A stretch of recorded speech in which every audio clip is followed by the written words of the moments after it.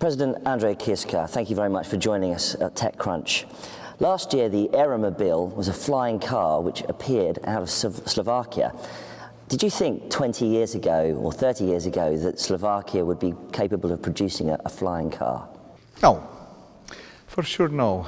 20 years ago, 25 years ago, although I am an electrotechnical engineer, I really would not think that we could have such great ideas here. But then later, after revolution, we found out that really in our country we have great people, great, talented, innovative people, especially technicians.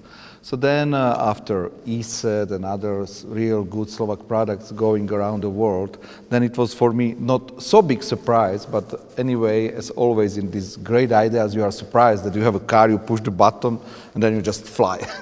that was for me really surprising.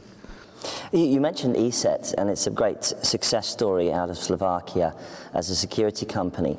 How can a Central European country like Slovakia compete globally in the technology world, do you believe? That's exactly how ESET was started, was working. Now in these days, using the internet, using first the EU, 500 million people, great market, using the internet, and also to think really globally how to enter other market. First, of course, people would think about our country. But now young people always think, okay, Slovakia is the part of big market, EU. And if you think in the EU size, it's very close to see really to start to think worldwide. That's how ESET started to work. And using the platforms like internet, it's just a great idea to go. The Slovakian economy right now is driven largely by car manufacturing and electronics. How can it expand in high technology spaces like the internet and mobile? Yes, we have a lot of car industry in our country, but there is also other part of industry which is still doing very well. And the good thing is that really our industry is now based on technicians. So the producers of cars are pushing our universities to have more technicians. And once you have more technicians, then it's a base for any other great idea what's going from young talented people. So this environment which is now in Slovakia is just great, really going around to I love to speak with students at universities. And if you visit them and you see their drive to innovate, to go for business is fantastic. And this pushing from the car industry and electrotechnical industry for our universities to have good students in this field makes good environment and to go for new innovation. Are you satisfied that the universities are set up for teaching engineering and coding and high technology? The good thing is, yes, they started to do it.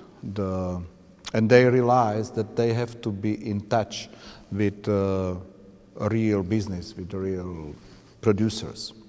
The bad thing is that still the financing of universities and the system of universities is not using the opportunity which we have now.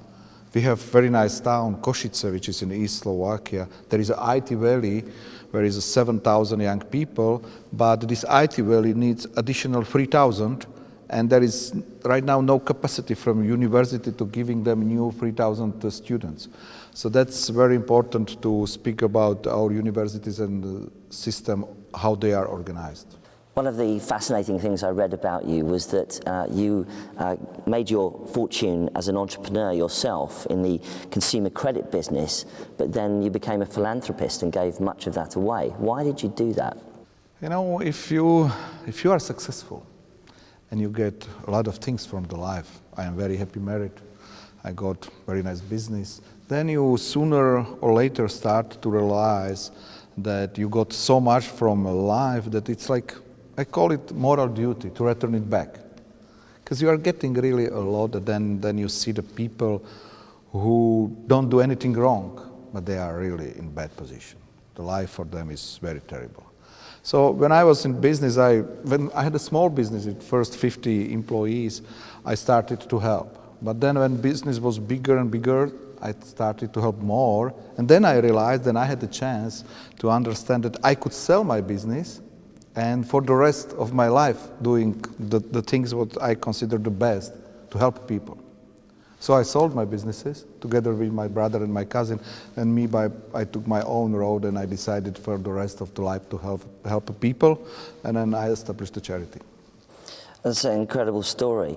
Now that you're president, you have a largely ceremonial role, but also you have a role to influence as well. What do you feel you can do to foster entrepreneurship in Slovakia? I think that we have to change a little bit mindset of our society, because still here in our country, entrepreneurs are considered like a little bit not good guys. People do not approach that the people establish a business here. Of course, they become rich. Why not? But the business people, they produce new jobs. The economy is better, salary is better, and this mindset in our people is not set up in this way. So, me as a president, I am trying to explain to our society that we should really be proud of our business people. I am explaining that all workers, the government officials, should consider business people how to help them, not how to deter them, how to make them a problem, but all these thousands of tax officers and others, and especially in the small businesses, they should first to think how to help them, and then to put them the penalty or to make them the problem. And also, we have to put to the school education to feeling about the business, to explain young people what does it mean to establish a business, how to establish, how to focus on accounting, on marketing, on the basic thing which you really need to know if you want to start successful business. I think it's very interesting that you last night attended the birthday party of a co-working space here for technology entrepreneurs called Connect. Why did you do that? It's not often that a president would go to a co-working space. You know, I just love being with young people, because as a president you always have a lot of problems which you are like putting energy somewhere. But being with young people, with these motivated people, they give you energy back. They give you, yes, you are a good president, you have to fight for us, fantastic, we go, and I just love it. That's great for me, always time being with young people. Are you excited by technology entrepreneurs in particular? Not exactly technological. Of course, me as an engineer, I love technological things, but any good idea, it doesn't have to be exactly from technological part, but any good idea in art, in other kind of businesses, it's nice to see something new, fantastic when it's grown. Venture capital is still at early stage in Slovakia. How do you feel you can encourage the venture capital industry to develop here? As I mentioned, first to change this mindset of society, which is of course then helps venture capitalists as it is. Then I am glad that the government understands that we have to do also the real steps to help them. That there is now 18 measurements which were taken by government, and one of them is, for example, make much simple to establish a joint venture company. So there are things, but me as a president with no executive power but strong voice, this is my duty to pushing government, our ministers and officials to think how to help. In the wake of the Paris attacks, what's your opinion of state monitoring of internet activity? Do you believe in online privacy? What's your view on encrypted communications? You know, nowadays when we have these terrorist attacks, all of us think about securities. And there is always, we have to find a compromise between the privacy and the control. It's tough to say what exactly has to be done, but from security point of view, we should find a way how government can control, but for people still have a feeling of privacy. And this is very sensitive. It's very, very, very, very, you have to be very, very careful, because you do any step more, just a small piece, and you either destroy the privacy and people will say, hey, you are controlling any my conversation or whatever. On the other side, the people from security would say, but we have to have the feeling if something is going on, because the world becomes really much more dangerous than it was, let's say, a couple of years ago. So you're generally in favour of government monitoring online? Of compromise, how to control. You believe in a compromise? Yes, we have to find it. Right. We have to find it. I don't know exactly how to do it, and it's always the discussion between the people and the government how to do it. But for sure, time is not easy. You're Slovakia's first president since 1993 without a past in the Communist Party.